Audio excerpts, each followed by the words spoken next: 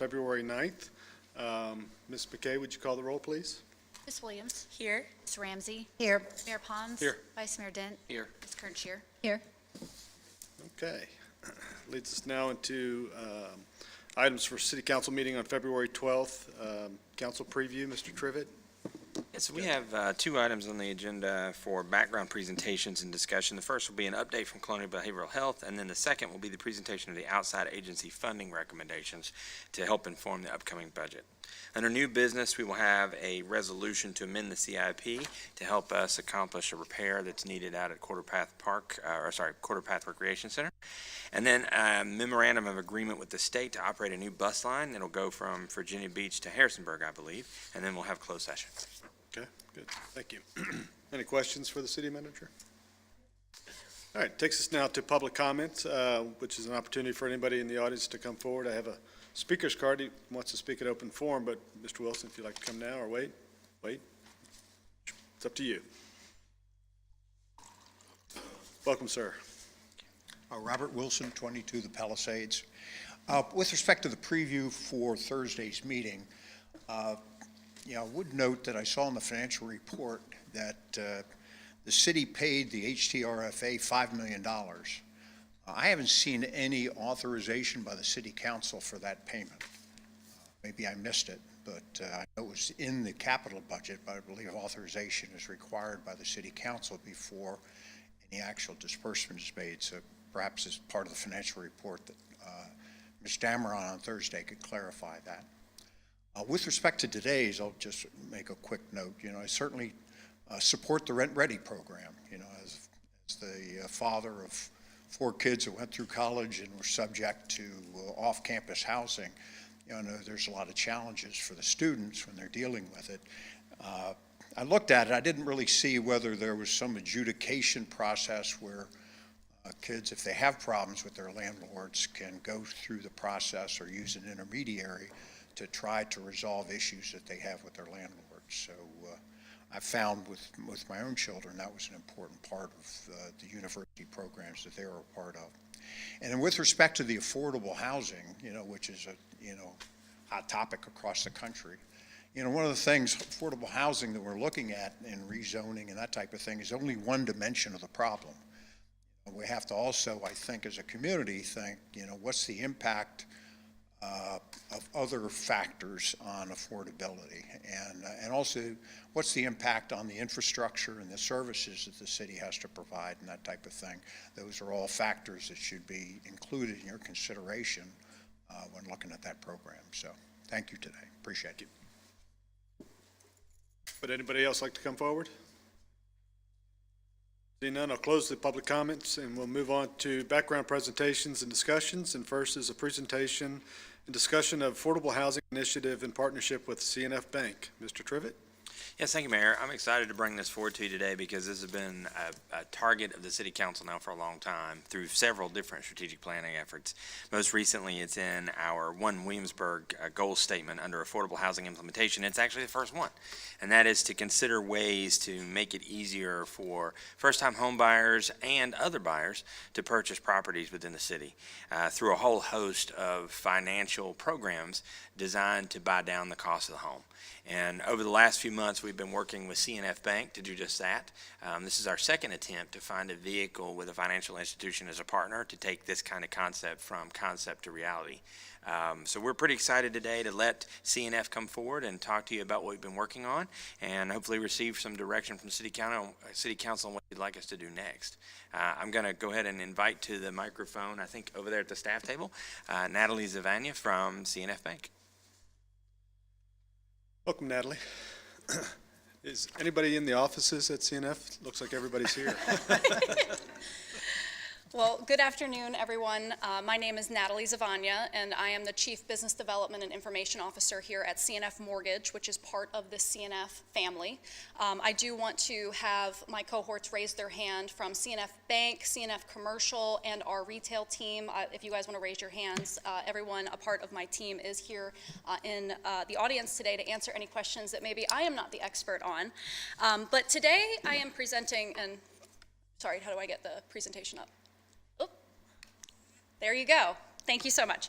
Today I am presenting homeownership in the city of Williamsburg. And so what I'm introducing is a proposal to help bridge the gap of affordability for homeownership in the city of Williamsburg. So not necessarily solve the issue, but provide educational initiatives as well as different opportunities for the city of Williamsburg. I want to start by saying that we're really grateful for this opportunity. We've been working with Andrew now since September on several different items, and really the first thing that I want to highlight is we reviewed several of your initiatives already. So I looked at your 2021 Williamsburg Affordable Housing Report as well as your Neighborhood Balance Report, and really the goal of this is to capitalize on the Williamsburg vision of One Williamsburg. So you'll see that throughout this entire proposal, and while you'll see things in here that you might have questions on, the goal of this is to get this to move forward for us to answer that next piece. So I hope you're as excited as I am to dive in. So you'll notice that on these slides, there are a lot of words, and the purpose of this is so that it can stand alone on its own if you guys would like to see these slides when I'm not here to be able to present them.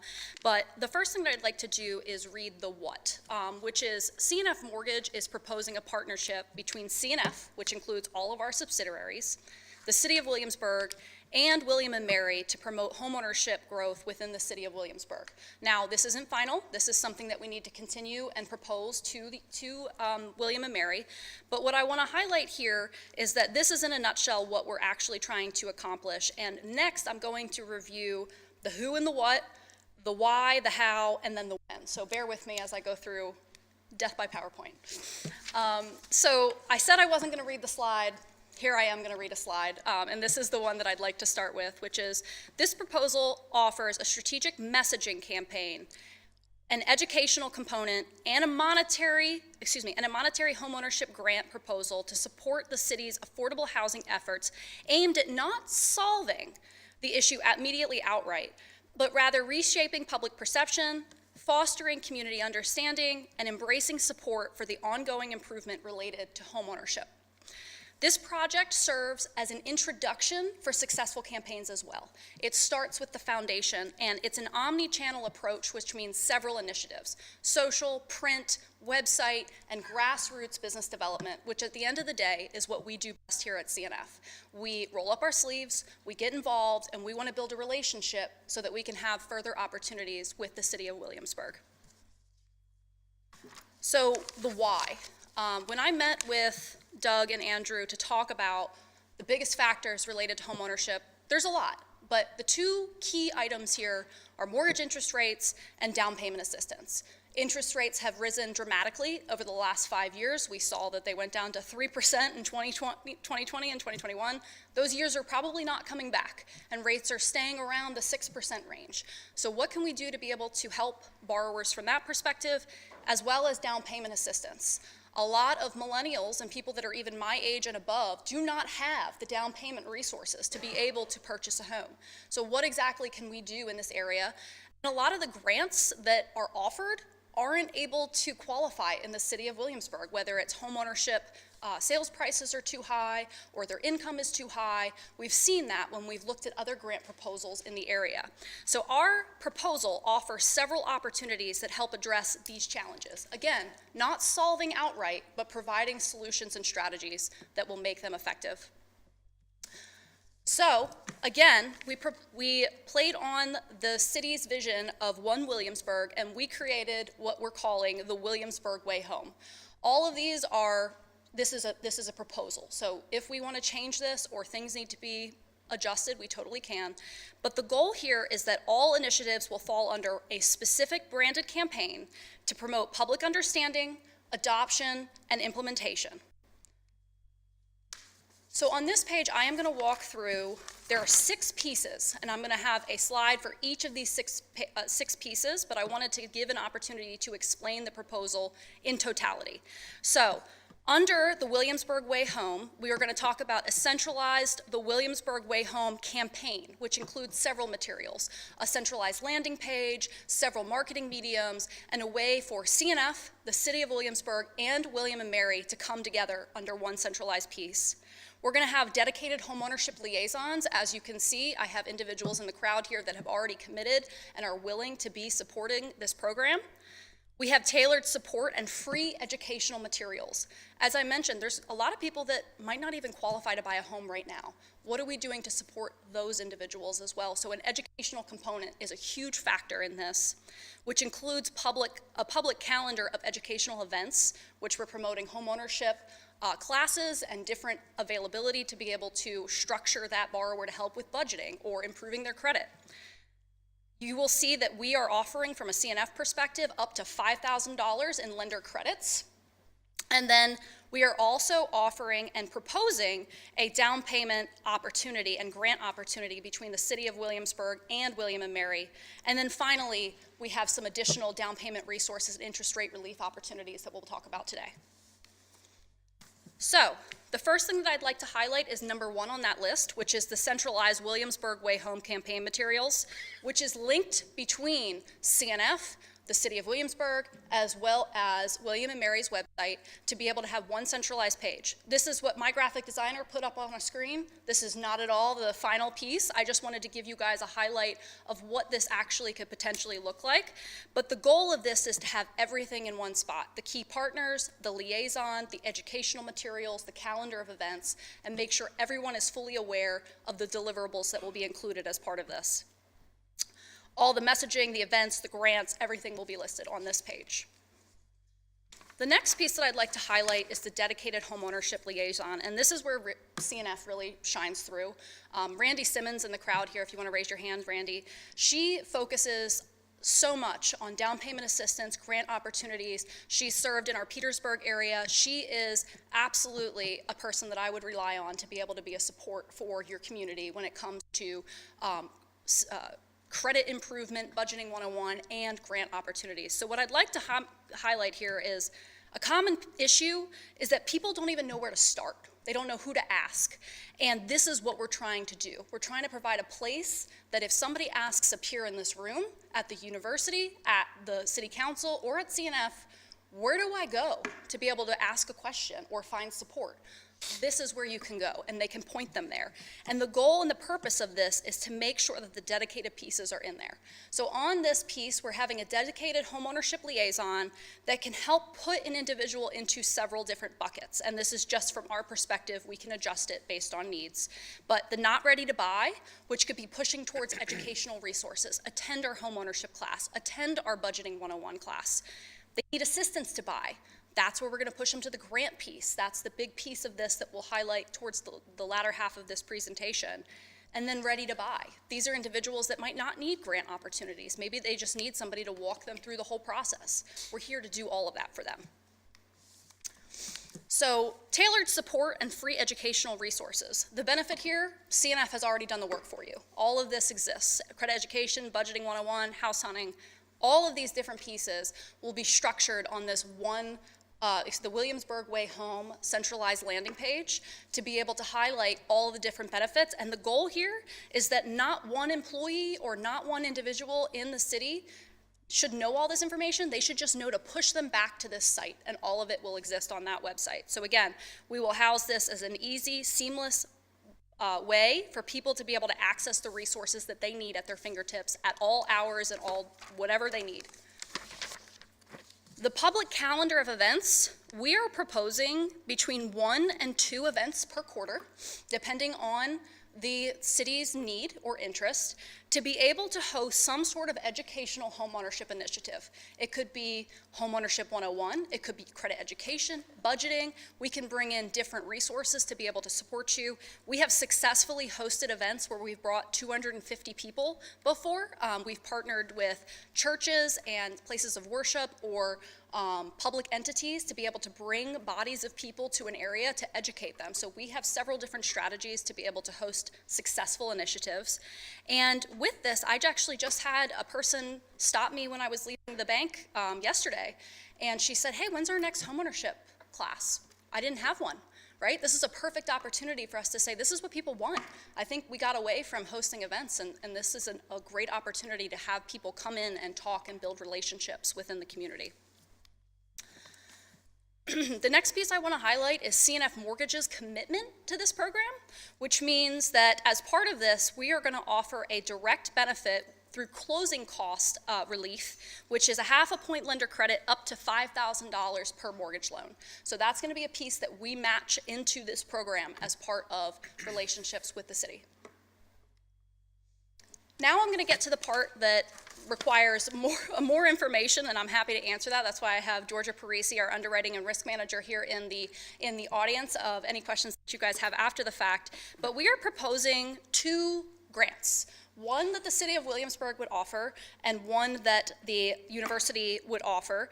The city grant, we talked with Andrew, and this would be utilizing an allotment of, I believe we discussed $900,000, and we'll get to that in the next slide. It would be between $5,000 and $10,000, depending on what the city's interest is, and it can be stacked with other grants. So we are known for stacking several grants. We've seen people get up to $50,000 in grant funds before. So that's the benefit of having your own grant, is that it doesn't necessarily have to be that high. It just needs to show a commitment to be able to support your community. And then from there, we, Randy, and the other loan officers that we have assigned to this can identify other opportunities. With the city's grant, we did talk about it would require a note and deed of trust because it would allow restrictions and repayment policy. So we talked about that other grants had really stringent income requirements or more strict requirements to achieve that grant. We have walked through several different pieces with Andrew that I'm happy to walk through at a later date or show you all of those FAQs as part of this grant. The second one with William and Mary is a grant specifically for faculty and administration, not for students, and it's to be able to offer an additional allocation of funds to employees or individuals that are a part of the university. And so the benefit here is that this can be a true grant, and it helps as many individuals in this area as possible. Again, would require commitment, we would have to discuss with them, and that's just something that I'd like to highlight. Oop, go back.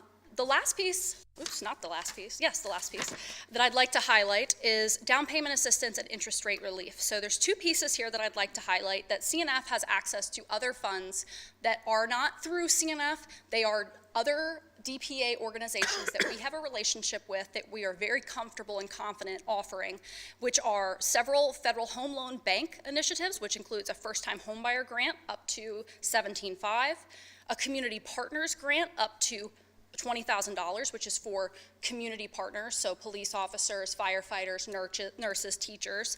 The Workforce Housing Plus grant, up to $15,000, which offers more flexibility with income, so people that make a higher income threshold could qualify. And then we have 2 other Virginia housing grant opportunities that we have available. In addition to that, we do have interest rate reduction opportunities through what we consider a 2-1 buy down. The seller can pay to buy down the rate, but the buyer cannot. So that's something that I just wanted to include that up here as an opportunity to include on this site. So what we talked about from a budget allotment, and this is proposed, no commitment, would be $2.7 million, so $900,000 from the city of Williamsburg, $900,000 from William and Mary, and $900,000 from the city foundation. Again, not committed. Today we're discussing just a $900,000 allotment. I want to highlight the when, because I know this looks like a lot, but we've done a lot of the heavy lifting already. So today we're looking for approval. Obviously that's going to be Thursday. Phase 1 is going to be from now through the end of March, which is to develop all the items that I identified today. A lot of them we've started, so we're comfortable getting that done by the end of March, with the anticipation of launching April 1st, which is just the educational, the Williamsburg Way Home messaging campaign, and really getting out into the community to push different educational opportunities and get those dates on the calendar. And then when we hit May, yes, we're going to launch the grant opportunity. So it gives us a full month to be able to push this campaign, and then we start with the grant opportunity in May. I know this can be a little aggressive, but we're happy to be as aggressive or not as aggressive as you'd like us to be. So I'd like to just highlight one more time the who in this, because we do have a lot of commitment from CNF. So we are committed from the mortgage and the bank side. I will be the project owner and managing success of this project. We have some additional individuals on this team. We have Randy Simmons, if you'd like to raise your hand, from a loan officer opportunity. We will have 2 additional loan officers dedicated to this so that Randy is not the only one. We have Georgia Parisi, if you want to raise your hand, Georgia, from a grant support and an underwriting perspective. We have Ben Hendrick, who is not here today to support from a closing perspective to make sure that loan gets through the process completely. And then from the bank perspective, we have Trudy Mountcastle and Teresa Sporbert from the retail and the deposit side. We have Molly Crawford and Penny Wilt from the Treasury Department and the deposit and budgeting amounts below. And then Cheryl Macy is going to manage our educational pieces, so that's from our side.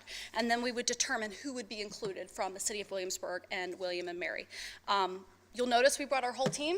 We are committed to this. We are committed to rolling up our sleeves and making sure that this is a successful initiative. So I want to say thank you so much for your time, and I'm available for questions.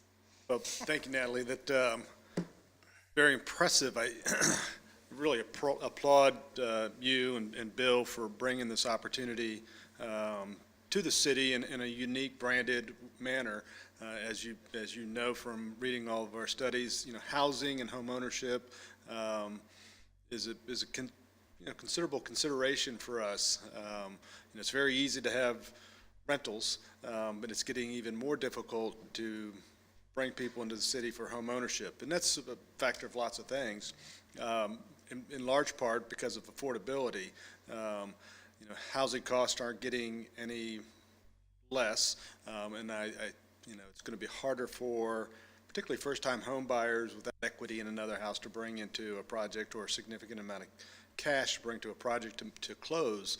And so this opportunity, to me, is a great first step into helping that. And so I really just want to thank you for spending the time to help craft a project for us to consider. One of the obvious questions for me, or it's obvious, but you're talking about a partnership with William and Mary, and you're talking about a partnership with the foundation. Absent those two wanting to participate, is there still an opportunity for just the city? Absolutely. So it's not Absolutely. contingent upon all three, so. It is not. Okay. And for that matter, I hope that William and Mary will consider this, and I'm sure you've got some contacts there, and I know that we've talked to, informally, and hope that, they'll invite you in for a presentation if Yes. they haven't already. Hoping they see me live stream. Well, I'm sure they're all tuned in. So, I think that's important. So I really, again, just want to thank you for bringing this to us, and look forward to. No, thank you for the opportunity. Mr. Vice Mayor? Thank you, Natalie. Great presentation, and thank you and your team for all the work that's gone into this thus far. And as Mr. Trivett pointed out early on, this has been in our discussions for a long time, so it's really exciting to see something presented to us that is workable. And the other thing I liked about your presentation, and I think sometimes we lose the focus on that, is that we're not trying to solve Right. the affordable housing issue. We're just trying to bridge a gap and at least make some effort to address some affordable housing and opportunity for first-time home buyers to own a house in the city. I'm excited about this. I think it could be a great program, regardless of what the other two organizations do. But we really appreciate CNF bringing this forward and their willingness to partner with the city on this project. Absolutely. No, we're extremely grateful for the opportunity, so hopefully it's a good one for you guys. Ms. Kirchner? Hi, yes, thank you so much. This is really impressive. So much work obviously has gone into this, and this is such an important topic. And as somebody who moved to the city as a young 30-something and bought my first home here and was part of a program that was helpful, I know that my husband and I would not have been able to do that and become home buyers and first-time homeowners without some kind of assistance that was there. So I think that it is essential for us to think about ways that we can address like that piece of the affordable housing, multi-headed monster, because there are so many pieces to it. And so I think about initiatives like this and the things that you proposed, as part of a much greater issue. And I think it is important to think about, what are we trying to do? Like, what part of the puzzle is this addressing? What part of the problem does this address? And I like how you're focused in on that and not trying to do everything. Right. Because when you try to do everything, a lot of the time you end up doing nothing. And I do, though, have a few questions or I would say things to think about. Because obviously with something like this, the devil certainly would be in the Right. details for a lot of things. And I appreciate that, the city piece of it would not be contingent on what William & Mary does or what happens otherwise. And I think that is really, really important. Just a few things that come to my mind in kind of fleshing it out and putting a fine point on it would be flexibility. What if going down a road where investing some money and being like, we realize that we need to pivot. We need to maybe shape something a different way.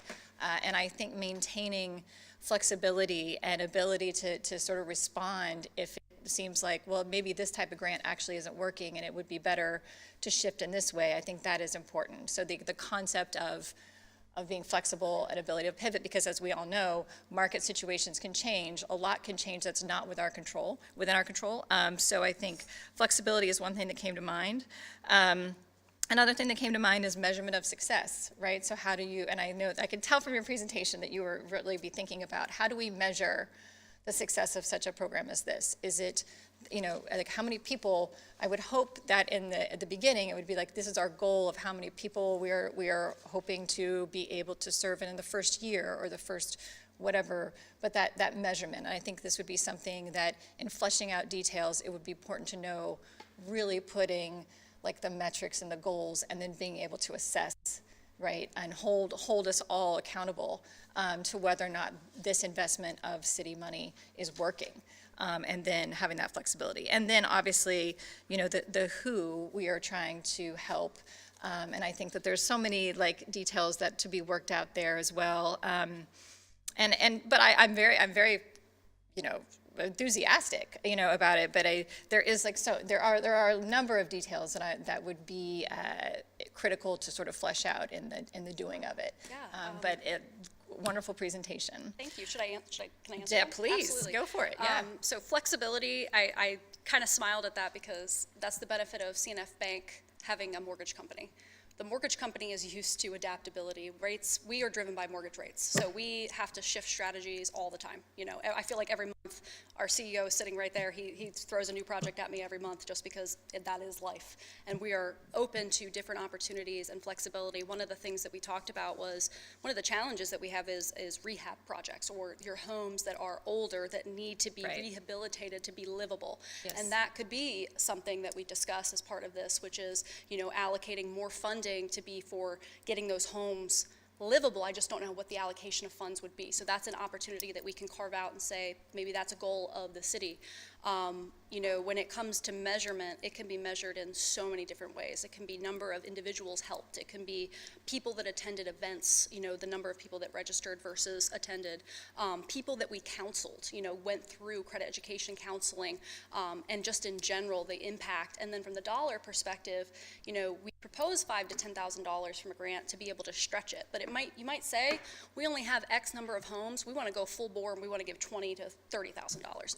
It can be, depending on the city's goals, it can be we want to help as many people as possible and we'll keep the dollar amount low, or it can be we want to make an impact, so we're going to go higher and see how successful this is and really get raving reviews and have the opportunity for those people to be advocates, to get their friends and their people to be able to come into the community. So really it's kind of an endless opportunity, and that's, Andrew has been fantastic giving us all of that feedback, a lot of the research for us to really pivot and be what you guys want us to be. Right, and I appreciate your mention of the example of the rehab, grants or something, because that's an example of a challenge that we also have here in our community where people may be able to make an investment, but, then to get the home, but we have a lot of older homes here that can really be a serious barrier to home ownership and especially to first-time home ownership here is that piece of it as well. So I appreciate that. And my last comment will be that I really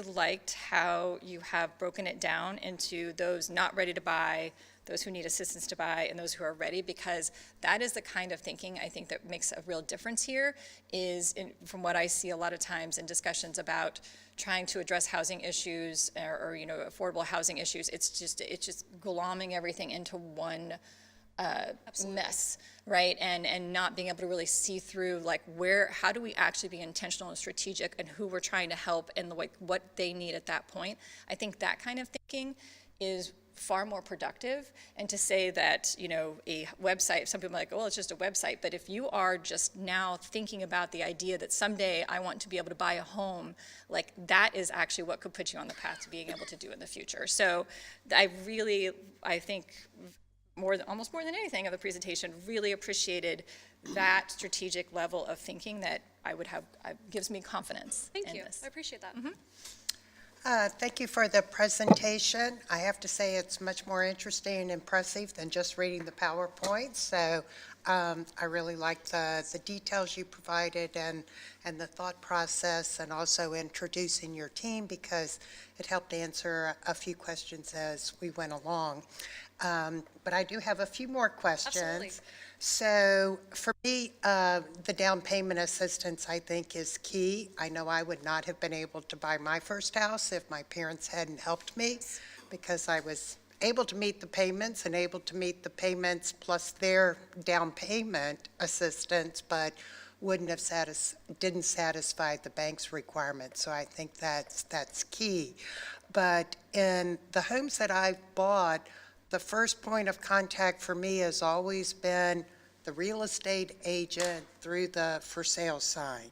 So how does this program work with like a real estate agent and company, both on the educational side and the real estate agent being aware that this is available? Yeah, that's actually great that you brought that up, because that was a strategic component on our side from a CNF Mortgage perspective that says, who do we want to partner with to be able to be an advocate for this program, somebody that is fully invested and bought into this program that can come to these educational initiatives.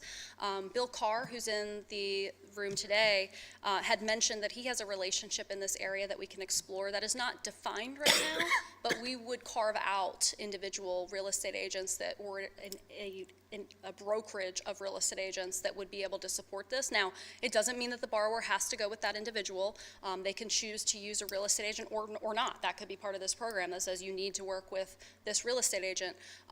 But we have found if you offer flexibility on the front end, we can support the back end. So the front end isn't necessarily a problem. We just want to make sure they're educated. So something that we would do as part of this is a full educational initiative to business owners, real estate agents, and anybody in the real estate community within the city of Williamsburg. So we would go drop flyers. I talked to Andrew. He has access to basically every print mail, being able to push out whatever we need to individuals. So I want to make sure that everyone in this area knows about it. So the goal would be that then that real estate agent says, hey, this is an opportunity. You need to take a look at it, homeowner. You're a first-time home buyer. This is an opportunity for you. Great, because as I say, I think that's where for a lot of people it starts. And then one thing that we've encountered in the past number of years here in Williamsburg is a very, very short time that a property is on the market. So particularly a first-time home buyer who doesn't know anything about buying or doesn't know where the down payment's going to go, calls their agent and said, hey, I see this house, how can you help? And they say, oh, CNF has a great program. And by the time they've called you, there's another contract in on the house. So what do you propose or hope for the turnaround time that you all will be able to work these applications with potential home buyers? Yeah, that's a really good question. In that exact scenario, the borrower would probably lose the house just purely because they would need to go through the process. So our standpoint would be they need to get pre-approved or worked on before they start house hunting. And by that point, then they would be provided with what they can afford. From there, they would have access and the allocated funds kind of, earmarked so that when they do purchase the house, they would have access to it. Like I said, Randy Simmons and Georgia Parisi are in here because we actually 50% of our borrowers are first-time home buyers, and of them, I don't know how many to tell you we do grants, but we have become grant specialists. So some require that you can't even start the grant until you have a contract, which makes it so difficult. So we are used to front end, back end, last minute, so we are happy to handle whatever we can. But in this particular scenario, this program, what we're presenting is that people would come to us first, whether they talk to a real estate agent first, bringing them to us, or that they come to us, get them pre-approved, allow them to see what they can afford with the grant, and then they would go out. Because in that case, then they would be able to make the offer on day one when it pops up, versus if they see a home, they haven't even started the process to see how much they can afford. Thank you. And I think you answered one of the other questions about the grants and that you all would provide the assistance, because I know it takes a certain knack to be able to write a grant and to follow it through, and also to nudge and understand what the turnaround time is for a grant. So I appreciate that. So from that perspective, I do want to clarify, we would not manage your funds. That would be something that we would have to determine with Andrew and the team on. It's your funding. We can manage it from a treasury perspective. We have our treasury team in here. The $900,000 would be in the bank account. You guys would just need to initiate that we're allowed to have the funds. We can't just go in and kind of pull the funds out. We have to make sure you guys sign off that it's okay to get it. But the benefit is, because it's with the bank and we have this relationship and it's all through CNF, we're talking to the same people versus having to go to an outside party. Right, and I was also talking about the other grants Oh, that you yes, mentioned. I think yes. there are a lot of federal ones Correct, that can be very confusing. Yes, yes. So just to put it at that. And then when you mentioned the city foundation, were you talking about the Williamsburg Community Foundation? Yes. Okay, have conversations been held with them? Not yet. Okay, okay. And it seems like I had, and the other thing I really liked was that your campaign materials are very relevant to the way that people operate now in terms of an app on their phone. Right. I mean, that's the way everybody does everything. And I'm all in favor of, trying this and seeing how it works. We set this money aside from ARPA, 3-4 years ago? And I think it's time to invest it in a program that could have some true benefits to city and city residents. So Thank you. thank you very much, and to all your team. Williams? Yes, well, thank you for the presentation and to the work that you and your team have already done thus far in encouraging home ownership here in the city, especially when we think of first-time home buyers, young professionals looking to move here, and also just affordability altogether. I did have 2 questions. So one is in relation to the down payment assistance program. So with the grants there, how are those amounts determined? Are those Williamsburg specific? As you know, the market for homes here is very expensive. Yes. So just wondering if that was was tailored to Williamsburg, or if those are more consistent with state programs. I would say it's a little around. lower, and the reason why it was lower was because the allocation is $900,000. I wanted to see how much we could stretch it. I'll be honest, I would recommend more, just because I had Randy do a loan estimate for me of $450,000 to see what the closing costs would be. It's about $31,000. So with CNF's half a point lender credit, that would add $2,500, so then the $5,000 to $10,000. So I'd like to see it potentially a little higher, but honestly, it's truly the goal of the city. Do you guys want it to help and stretch as many people, or do you want to narrow it in to be just specific individuals that really can then enter into the Williamsburg market at a $500,000 purchase price for a first-time home buyer? That is truly digestible for the whole team to come together and identify what the best amount is. Well, thank you. That makes sense. And I guess, as we've previously mentioned as well, as we look at this program in more and more detail and kind of receive some data, that's definitely something that we can consider moving on. It's expanding funding for this program. Another question I had, what are the steps you and your team plan to take to market the app, just the online information, so people know that this is a resource? Yeah, that's a great question. So with this campaign, as I mentioned, we have the website. So the website is going to be the centralized location where everything points to. I'm thinking it's social, email, print. as well as deployments from your partner. So if you have William & Mary and you have us, we're going to be pushing it in the community.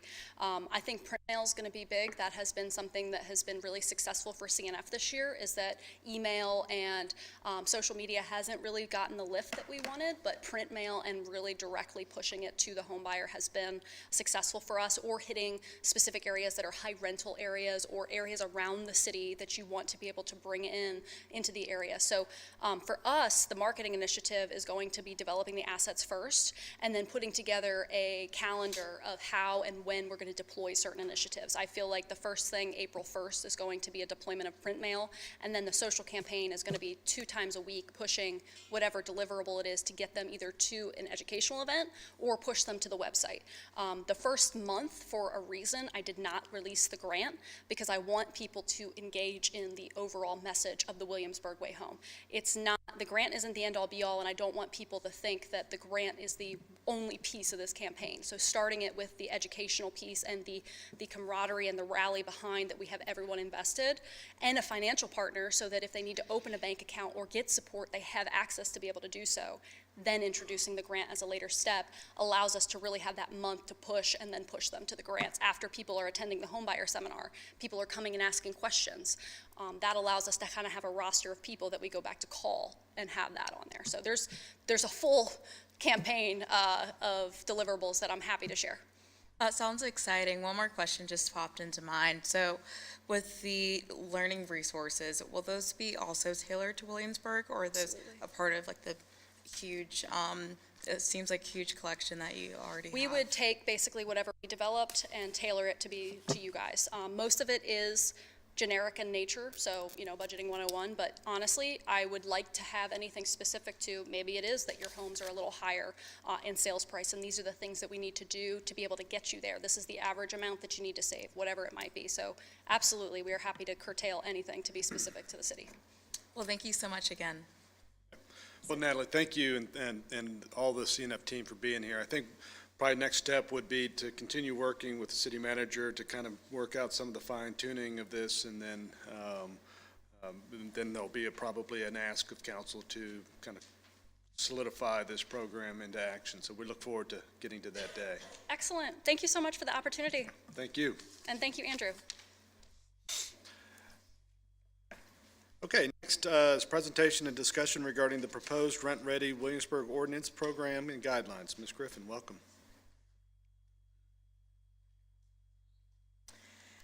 Good afternoon, Good afternoon. Mayor Pons and Vice Mayor Dent and all the members of City Council. So before I get started, I do want to just thank everyone that has been a part of the rent-ready journey that we've had for the past maybe like 2 years. It started, of course, before then with conversations through the Neighborhood Balance Committee, but really the bulk of the work in putting a draft together started in late 2023. So thank you, everyone that's participated. Thank you for coming to the input sessions. Thank you for your comments that you provided through our website portal. And also thank you for your surveys that all of you provided your input.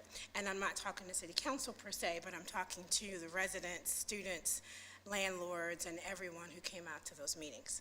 So today, my presentation will be threefold. I'll begin with a brief overview of the core components of the Rent Ready program. I'll then summarize the key themes that emerged from the most recent public input sessions that we had late last year. And then I'll conclude by outlining the revisions made to the draft program as a result of that feedback. And first, I'll get started by talking about what is Rent Ready. Rent Ready is a volunteer program. It is a program that we are trying to move forward to look at single-family detached homes next to William & Mary. There are 4 specific areas, and I'll show a map later that'll show you where that is. But what we're trying to do is really improve the quality and safety of housing in these areas. We believe that Rent Ready is not just a certification, it is a way of really improving the housing stock as far as the quality in these areas. Just a background, this began in 2019. There was a conversation about the balance of rentals and owner-occupied houses in older neighborhoods next to the university. And Rent Ready began to be one of the tools that we would use in the toolbox to really help us get at balancing the scales. So in 2019, the City Council convened the Neighborhood Balance Committee. It was a work group, and they were going to address neighborhood stability issues, including affordability, owner occupancy, and student occupancy. And Rent Ready is the 10th neighborhood balance identified concept that has actually been moved forward since 2020. The consideration and implementation of a Rent Ready Williamsburg program has been included in our GIOs.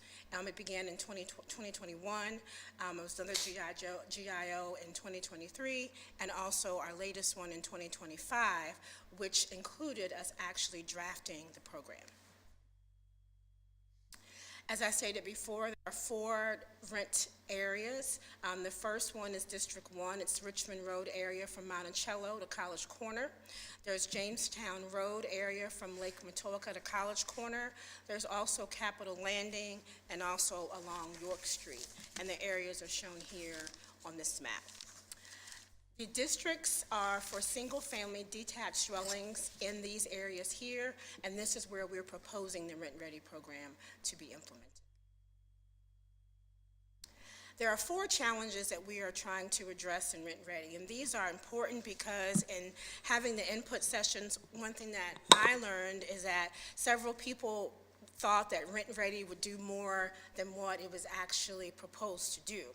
And so this is important for everyone to understand that, again, it was one of the tools in the toolbox. And what we're trying to do is address building safety and quality, to improve communication and cooperation between residents in these neighborhoods, to improve quality, and also to preserve the character of these older established neighborhoods. Some key concepts is first, and probably most foundational, is the collaboration between the city and William & Mary. And what this simply means is that William & Mary will endorse this program. They will advertise this program to families of students entering the university. This will also be something that they have on their website, something that they provide through mailers. If you are in a rent-ready home, and if you are a landlord that is going to have a rent-ready home, the university will provide housing fairs, and only those landlords will be able to attend those housing fairs. They have housing fairs now on campus. And also, the city will provide an actual inspector for rent-ready homes, and also a website platform. So we really love the program because at the foundation is the collaboration between the university and the city. There's also going to be a quality assessment score, a property rating. There are best practice leases. We are looking and have provided those best practices as a list in our guidelines. And if you are going to be a rent-ready home, 75% of the guidelines that we have for best practices we would ask for you to have in your leases. And talking to students, what we found is that some students did not actually have a lease. Those that had a lease did not have simple things in the lease as far as even the cost of what their unit was supposed to be. And so we do want to make sure that the leases that are coming through rent-ready homes have those best practices inside. And then the Rent Ready Academy. We've heard a lot about education and the importance of education, and one of the things that came through our landlord focus groups and also our property owner focus groups was the importance of everyone understanding the landlord-tenant rules. We want renters to understand what their rights are, and then we also want landlords to understand what their responsibilities are to residents who are staying in these homes. And I'm not going through all of the core concepts. We would be here for about an hour if I did. So we have had the core concepts online for around 6 or 7 months now. And so today I'll just focus on the changes, the major changes to the Rent Ready program. So one of the things that became really a point of conversation during our input sessions was our current four-person incentive and how this would change. So our zoning ordinance now allows three unrelated persons to stay in a single-family detached home. And the Rent Ready program would provide an incentive for persons that are involved in Rent Ready to be able to have an additional person living in their home for occupancy. So the Rent Ready proposal allows more homes to gain four-person occupancy. To earn four-person occupancy, your property must earn a quality assessment score of a 95. Your quality assessment score is received through three things. First, an interior inspection, an exterior inspection, and the provision of certain amenities. The proposal does eliminate the square footage requirements currently in place. So for the four-person home currently, in order for someone to be eligible or a house to be eligible, they must have at least 2,000 square feet and have 4 bedrooms. And this proposal, the Rent Ready proposal, would eliminate the square footage requirement that's currently in place. The parking and bedroom requirements would remain the same. And people have asked, okay, well, what does that mean? What do you consider a bedroom? And the requirements for a bedroom can be found in this property maintenance code. And I see several of you writing, and I know the question that you're going to ask me. So I'm going to take my glasses off so I can read what you're going to ask me. So, there are currently 677 single-family detached houses in our districts 1, 2, 3, and 4 that I just showed you on the map. 195 of those houses have 2,000 square feet or more and 4 bedrooms. That's 29%. So 29% of the single-family detached homes currently are eligible for our four-person rule. As you can see here, there are 37, and I actually believe since this slide has gone up, has been done, there's 38 homes now that have four-person occupancy. With this proposal and eliminating that 2,000 square foot requirement, still having the 4-bedroom requirement, there are 70 homes out of the 677 in districts 1, 2, 3, and 4 that have less than 2,000 square feet but have 4 bedrooms. So this is an increase of 10%. And in total, there then would be 39% of the homes in District 1, 2, 3, and 4 that would be eligible for Rent Ready. Can I just to clarify on that? Yes. Not all of those homes that are less than 2,000 square feet and 4 bedrooms are currently rentals. Some of them are owner-occupied. Yes, thank you for saying that. So, actually, no. When we did this, we just did rental homes. Okay. So these are rentals. And these are rentals, but I'm glad you brought that up. One thing that this did not show is the parking requirements. So the parking, you have to have at least 4 parking spaces. Those parking spaces have to be in the driveway, or they have to span on the public right-of-way the width of the lot. So these additional 70 we did not look at the parking. So there could be some within that 70 that don't meet the parking requirements. Thank you. Okay. So going back, we now have 38 homes now enrolled in the 4-person occupancy program. These homes are in good condition and should have no problem meeting the required QA or quality assessment score of 95 to qualify for the Rent Ready program. To ease the transition, current 4-person properties maintain their active certificate of occupancy, and their certificate of occupancy is for 4 years. That was a question that came up with many landlords who were a part of the input sessions that now have 4-person homes. So what this means is at the end of their occupancy permit for 4 years, they would be able to transition into Rent Ready if they had a quality score of 95. Previously, prior to us getting feedback, there was a 2-year window that they had to transition between and to have a QA score of 95. We're now suggesting that window not be there, and if after the 4 years they are at 95, they transition right into Rent Ready, and they would not lose any 4-person occupancy.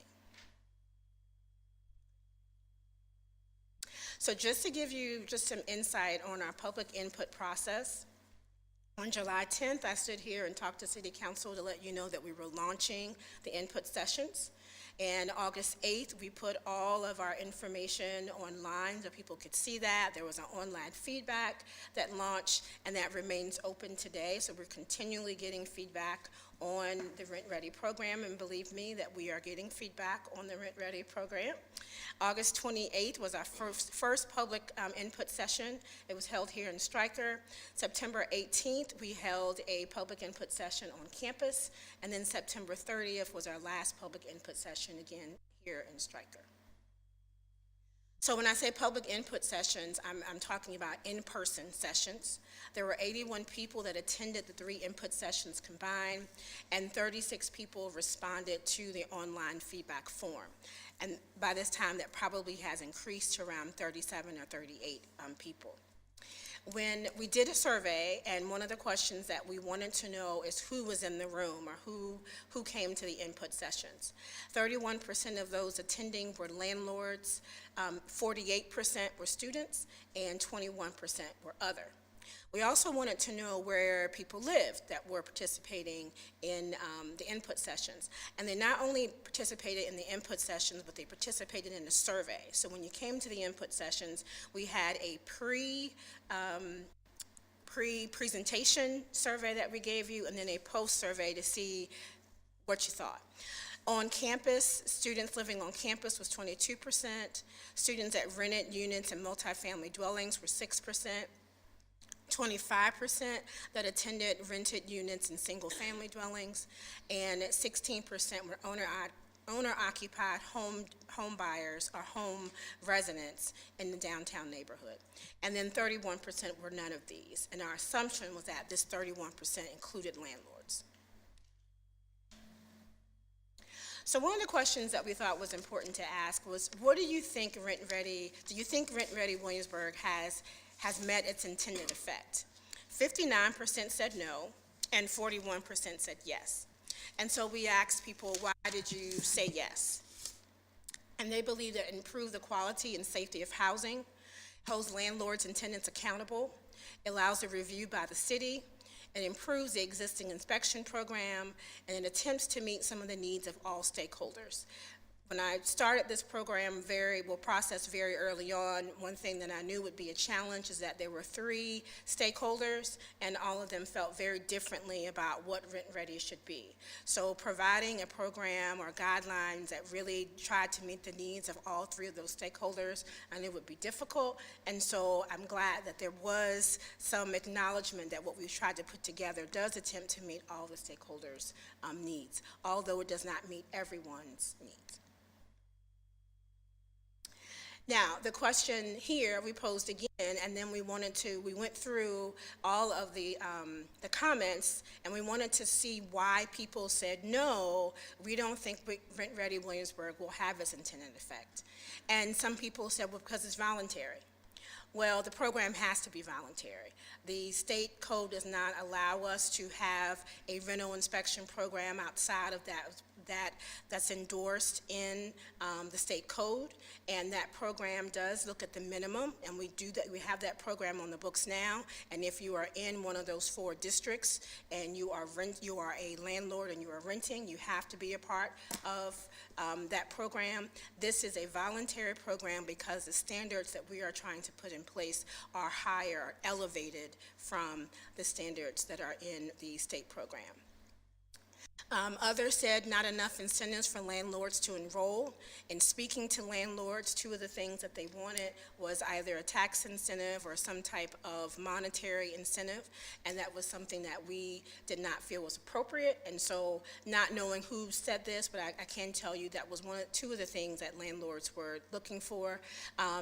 Others were concerned that they wanted the incentives to be a higher number of occupants that could be in the home. And the 4-person has been something that has worked in the city, and so we did not feel that this particular iteration of Rent Ready should increase that occupancy. participants with goals other than quality of housing. So this gets to something that I talked to when I first started the presentation, that several people wanted Rent Ready to do things that Rent Ready was not supposed to do, or what we thought Rent Ready should do. And some of those things was affordability, student behavior, landlord response time. That was landlord response time to getting back with people if they had applications. We heard from some people that the application process for getting into a home was too long, and they wanted to see if Rent Ready could decrease that. They also were concerned about the application fees. They were not getting calls back, but their application fees were not being refunded. And so they had several applications out on the street with their money gone, but no response. And that, of course, is unfortunate, but it's something that we could not really help with the Rent Ready program. And then, again, there were persons who wanted this program to provide an increase in occupancy. Too few consequences for students and too many penalties for landlords. The cost, waiting period to receive the incentive is too long. Education classes are arduous, program seems complicated, and current landlords within the 4-person occupancy felt program was costly and not truly voluntary. So starting from cost to the bullets all the way down, these are really the things that we tried to hone in on to make some revisions to the program. And hopefully you'll see that as I begin to go through those slides, that we did try to look at cost. We tried to reduce the waiting period for the incentive. I told you about that for the 4-person. There's no longer that transition period. We've made some flexibility in the education classes. And we've also, today after this meeting, we will launch on our website a pamphlet that we believe makes understanding the quality assessment score a lot easier. We walk you through that process to really show you this is how you move through your scoring. So, some key proposal changes. As a result of the public input, staff has made 6 key changes to concepts in the Rent Ready Williamsburg proposal. The first is the time frame for the landlord to receive the incentive. I talked about that for 4-person, and now I'll speak to that for the 4-year period to get 4-person incentive. So if you're not a 4-person and you currently have 3 persons, or you may have something other than that going on, we've reduced you coming into Rent Ready from 4 years, which is a part of our first proposal, to 1 year. So let me go back. If you received a quality assessment score of 95, the proposal prior to the input sessions requires you to have that 95 score for 4 years. And what we heard from those who came to the meetings was this was too long, and we should be able to have the incentive at a quicker pace. And so we've reduced that 4 years to 1 year. So if you are a landlord, you would have your inspection. We would see that you have that 95 score, or you would have to keep that 95 score for a year. And after that year, you would then be able to increase your occupancy from 3 to 4. That is a significant change, a reduction in 3 years. Parking, there were people who wanted some clarity on where persons can park their vehicles. Again, 4 vehicles. We would assume people would have 4 vehicles if they have 4 persons. Any parking has to take place in the driveway and in the public right-of-way within the width of the actual parcel. Rent Ready Academy for landlords enrolled in landlord-tenant housing courses. What we heard from several landlords, specifically landlords who were brokers, who were real estate agents, or who were property managers, was that they felt like this particular requirement overstretched, and they also felt like they already were getting certifications because of their profession. And so I looked into that, and that was correct. if they met any of those requirements, they have to have certifications every 2 years. And those certifications talked about landlord-tenant relationships, all the things that we wanted the Rent Ready Academy to do. So there is an exception now. We're proposing an exception, that if they can show us that they have their continuing education credit hours, they would not have to take the Rent Ready Academy. Now, what we also know is that there are landlords that don't meet any of those requirements, and we feel that they still need to have those courses. And so they would still be required to have the Rent Ready Academy courses. Required lead-based paint report. There were some questions about the certification that we were requiring.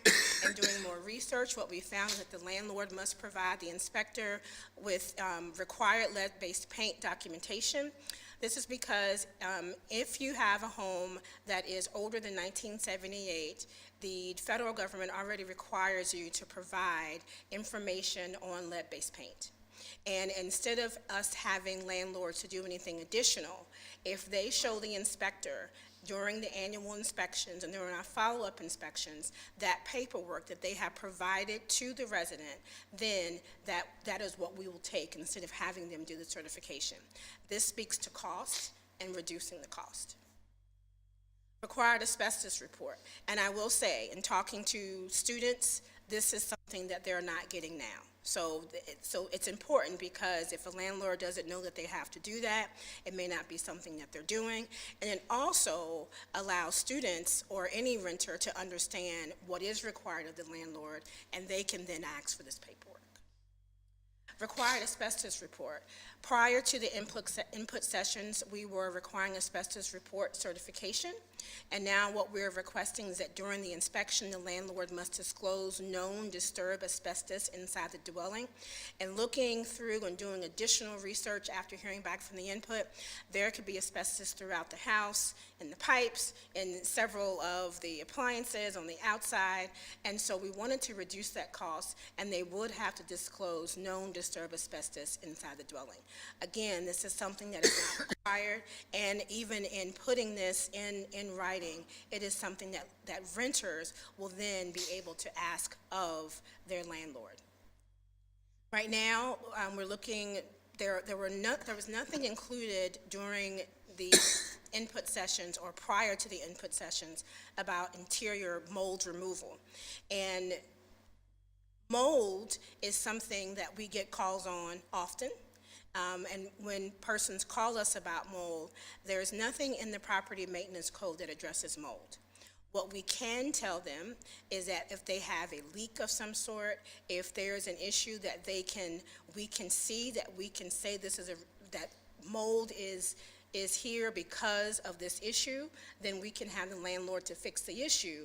But there's nothing in the property maintenance code that allows our inspectors to go out and address mold specifically. And so this is still important, and it's something that we believe Rent Ready can help with. And so during our inspection, we will inspect, and we will have to see that there's no visible evidence of mold inside the dwelling. And again, this is something that is not required at this point, that we are saying should be a part of the Rent Ready program. There were some other key clarifying concepts. There was a requirement prior to the input sessions for rodent insect inspection, and now we are saying that a report from an exterminator showing no infestations or that an existing infestation was treated, dated within 1 month of the application, shall be provided. Again, there were questions about what exactly are we looking for, and it was thought that what we were requesting was going to cost too much, and we wanted to provide some clarity. We want to define founded complaints. There was a question about one of the actual tenets of the Rent Ready program is that we want to make sure that residents are following the rules of the city, following the rules of the property maintenance code, and so if there are complaints and if there are violations, we wanted to give some clarity on the difference. And so there was a question, do I get my points reduced if I have a complaint, or are points reduced in that quality assessment if I actually have a founded complaint? And to clarify that, points are reduced for a founded violation. And even providing more clarity, each founded complaint shall be added to the cumulative total of violations. And so what that means, if there is a violation and it's actually a founded violation from zoning, and then there's a founded violation from police or property maintenance, those are added cumulatively together. And right now, if the police go out and there is a complaint and there's a violation, that first violation or that first complaint is a warning. And we are saying that we would do the same for Rent Ready. If there is a founded property maintenance violation, it is a warning. And the second time, it would then be a 10-point reduction. Again, in trying to make sure that this program really considers all of the stakeholders, one of the questions that we had from a student is, man, we can make one mistake, and one mistake can cost us Rent Ready, or one mistake can cost us, or cost the landlord Rent Ready. And just to explain, you start with the 95 in order to be a part of the Rent Ready program that gets you the incentive to have the additional occupant, the fourth person. And if you have a violation, how the program was written, and you receive 10 points or reduced from that violation, you then go down to an 85. And at 85, the score says that you could not have that extra person. And we didn't want that to happen quickly if there was a violation for the first time. So this does have a one violation grace period, and the second violation, whether that's a zoning violation, a property maintenance violation, or a police violation, the second time it would be reduced to 10 points. That makes sense, because I see you guys looking at me. You can ask me when I finish. Okay, definitions. We did want to define agent, landlord, and tenant to clarify the roles, and then Rent Ready Academy. There were questions from renters or students about the course and when it could be taken, and so we are looking to make sure that it's flexible. We are looking at having courses online that could be taken at their leisure, and also we had an idea about, right now, if you are four-person, the inspector, the four-person or the zoning inspector, she goes out, and before the classes actually start in August and September, she goes out and she sits down with all of the residents, and she has a meeting with all of the residents to talk to them, and this is required. It is mandatory. All of the residents have to be there along with the landlord in order for her to speak to them and talk to them about the four-person program and what are the rules and what should be expected for the year. And the idea was, do we do the same thing for Rent Ready? Do we have that initial annual inspection be that precursor to the Rent Ready Academy, and then we provide them with information where they can go online and continue to take classes as they need for whatever they would want to learn about being a renter in a single-family detached home. So, we put this slide here because we thought it was important for everyone to see that even if Rent Ready was something that people thought should not move forward, those who attended the input sessions and gave us their feedback said that the city should implement something to create a quality standard for safe and habitable off-campus housing. So the score is, how important is it that city implement Rent Ready Williamsburg on a scale of 1 to 5? The average rating was 2.84. However, when asked how important is it that the city implements something to create a quality standard for safe and habitable off-campus housing on a scale of 1 to 5, and that rating was 4.2. And so those in attendance, and I would also say those who gave their feedback on the online form, would like the city to do something to create quality standard or to improve quality standard housing off campus. I'm happy to answer any questions you have. I will say again is that this afternoon, launching on the website is the revised ordinance, the revised guidelines, and also what we believe is a nice formatted kind of cheat sheet that provides the reader with walking them through how to do their quality assessment.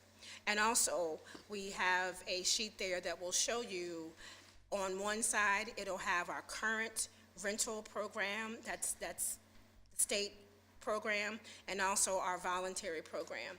And what we want people to see there is how this program elevates those minimum requirements. And there was also talk about how people believe that this program would increase their cost. So we wanted to show that what Rent Ready is actually asking landlords to do are things that we believe landlords would love to do and would not be that arduous on them to do. A lot of the things that we're asking to be implemented would not have an extreme additional cost to it.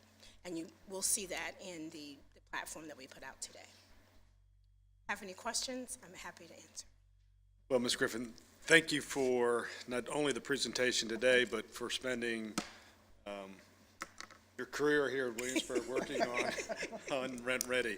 It has been a long haul, and it hasn't been easy because, in part because we have three unique kind of user groups, and trying to please all of those different groups, you just can't do it. And I think that's really evidence when you look at the ratings of, yeses and nos, and, 2.8% like it, and so on. I applaud the efforts that you've made to address some of the concerns from the stakeholders, and particularly as it relates to cost for landlords, because clearly for this program, this voluntary program to work, we have to have landlords be a party of it.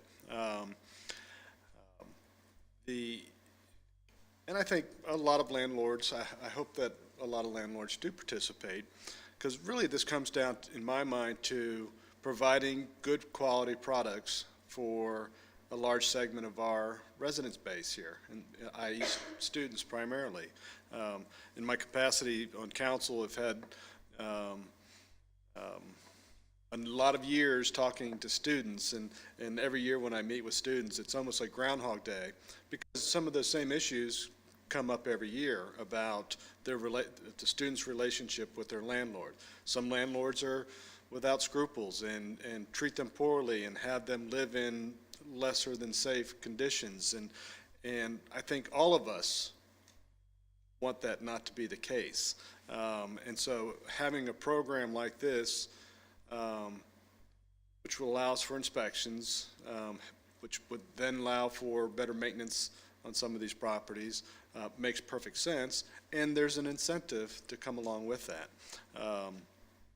And I think for the non-landlord, non-student, but even for the permanent resident, so to speak, component, having them see that our city is involved in their neighborhoods addressing some of the concerns that they have, I think is absolutely important. So it benefits all those three user groups. And so I'm excited about this moving forward, and probably most because of the safety standards and the quality of living for our residents. I don't think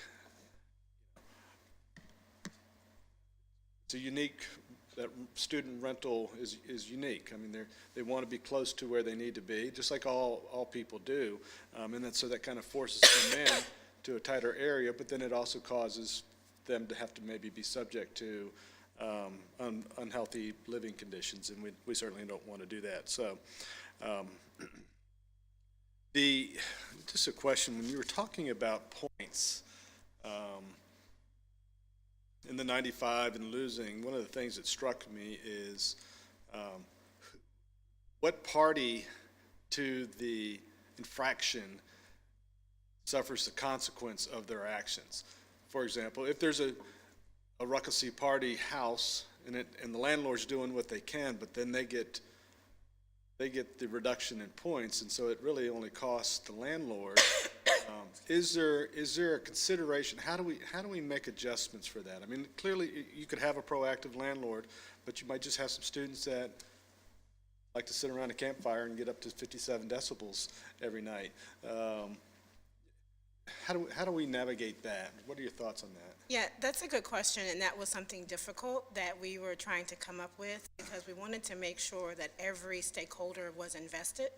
And so right now, as the program is written, we have that grace period, and so we think that benefits not only the landlord, but it also benefits the students. So that first infraction, that first real infraction, it is a grace period, and that is a time that the landlord could talk to the students or talk to whoever was staying there and say, okay, we need to do something different.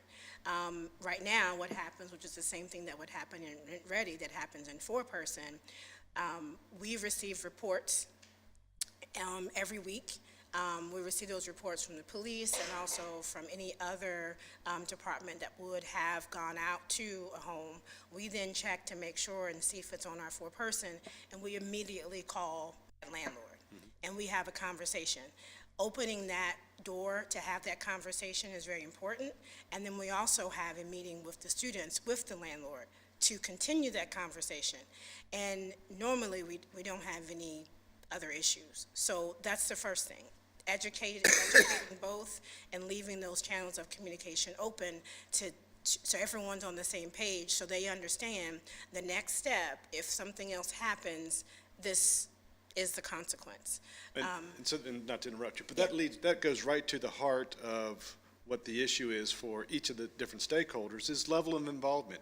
You know, an active landlord typically has students that act and perform in accordance and don't have problems, don't create issues. And I create issues in my neighbors. I'm sure they get a little mad at me for being noisy, and I'm not talking about that. But I think my point is when landlords are actively participating in managing their properties and making sure that there's a communication with their students, to create expectations, whether it's just make sure you bring your trash can to the house, after it's delivered. Don't leave your trash can out on the curb.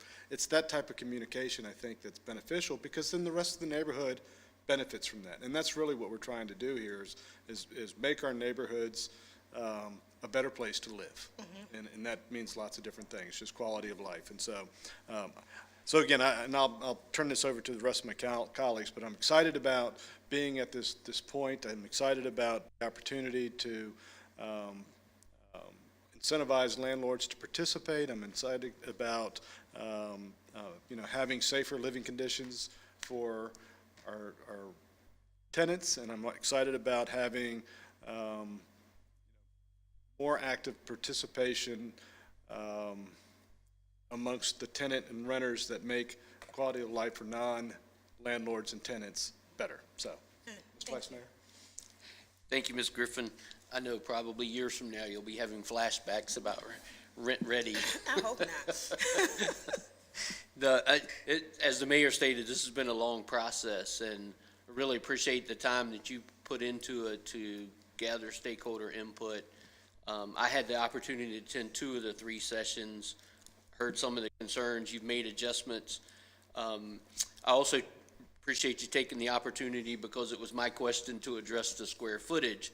And that is something, I know there's other factors such as parking that weigh into the square footage, but that is something that, if this moves forward, that I would ask my council colleagues to consider placing back in there, because I do think that the 2,000 square foot also offers a level of quality of life and safety for the occupants than it does in a much smaller occupancy. And then knowing that not everyone's going to apply for the 4-person incentive, but to elevate that to 39, could elevate to 39%,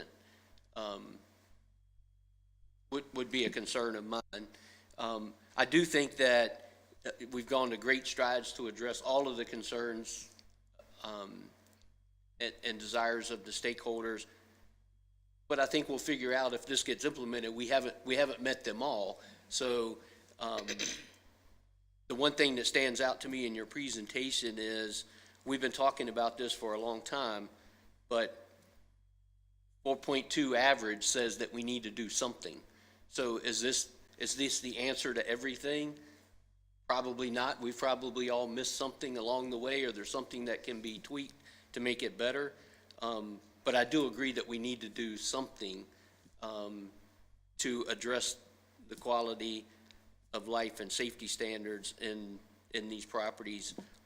And I think this is a good first step, and we can always come back and address it if we need to make changes as we move forward. Thank you. Thank you. Hi. Hi. What an enormous amount of work you have done on this, because it really shows through all the meetings, and the level of detail to the adjustments that you've outlined here for us so clearly today is really fantastic, because what I hope is that those who have come to the meetings and who have met with you, because I know you've met with people, you've had the group meetings, you've had the surveys, what I hope comes through is how much people are being listened to and heard, and trying very hard to balance something amongst everyone, where everyone has sometimes competing, but a lot of times, complementary goals. But I think that's something that no matter what happens, like comes through, is like the level of listening and responding that you have done. And that is a huge, I think, just kudos to you and everyone in the planning department, because I think that that's the most important thing throughout a process, is that people are being listened to. And not just like, okay, great, thank you very much, but really responding. And I see that. I just want you to know I see that, and it's fantastic. And I think it creates a better program. Yes. And that's what we want to do. I do have a couple of questions, and one of them is, so the 95 QA score to get to the 4-person occupancy for 1 year, you say you get that, say that happens. And then a warning happens, one violation happens, but you get a warning. And then the second time, that 10-point drop. Let's say I imagine there's situations where somebody could have a QA where the 10-point drop won't make them fall below 95, right? But say they do, what happens? Like, really, what happens when when a property drops below 95? Yes, so we give them the opportunity to correct the violation. And I'm trying to see, I can't remember all the numbers, but we give them a grace period to be able to correct the violation. If they're able to correct whatever the issue is within that time frame, then they go back up to that 95 status. If they don't correct that, then they will lose their 4-person occupancy, not for that time, but for the next year. Okay. So this program, one of the important things was that we did not want anyone to be on the streets because they did not reach their 95 or they lost their 95. So we give a grace period, and that should give you enough time to fix that.